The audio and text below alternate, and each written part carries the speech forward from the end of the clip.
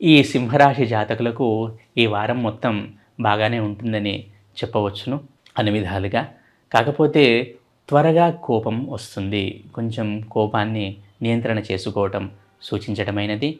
అలాగే వాక్కు విషయంలో కొంచెం కఠినంగా ఉండకుండా ఉండటం మంచిది. అంటే కఠినంగా మాట్లాడకూడదు. హార్ష్ స్పీచ్ అనేది పనికి రాదు. అది మనస్పర్ధలకు దారితీస్తుంది. అనవసరమైన కలహాలకు దారితీస్తుంది అని గుర్తించగలరు. ఈ వారము జాగ్రత్తగా వీలైనంతగా మౌనంగా ఉండండి. ప్రశాంతంగా ఉండే ప్రయత్నం చేయండి. ఆరోగ్యపరంగా పెద్ద సీరియస్ ఇష్యూస్ అయితే ఏమీ కనపడటం లేదు.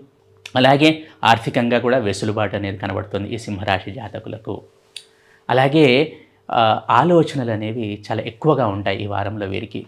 విపరీతమైన ఆలోచనలు మానసిక వేదనకు దారితీసే అవకాశాలున్నాయి. కాబట్టి సాధ్యమైనంతగా ఎమోషనల్ బ్యాలెన్స్ అనేది మెయింటైన్ చేయాలి. అలా చేయాలి అంటే ఆలోచనలను తగ్గించుకోవాలి సింహరాశి జాతకులు ఈ వారంలో. అలాగే స్థానచలనం అనేది వీరికి మంచి మార్పును కలగజేస్తుంది మానసికంగా. విద్యార్థులైన సింహరాశి జాతకులు చక్కగా చదువుకుంటారు, చక్కగా ఉంటారు, అందరితో కలివిడిగా ఉంటారు. ఓవరాల్గా చూసుకుంటే ఈ సింహరాశి జాతకులకు ఈ వారం బాగానే ఉందని చెప్పవచ్చును. అలాగే పెద్దల ఆరోగ్యం విషయంలో కొంచెం జాగ్రత్త తీసుకోవడం సూచించటమైనది. ఈ సింహరాశి జాతకులకు గృహ సౌఖ్యము, వాహన సౌఖ్యం కూడా ఈ వారం కనబడుతోంది.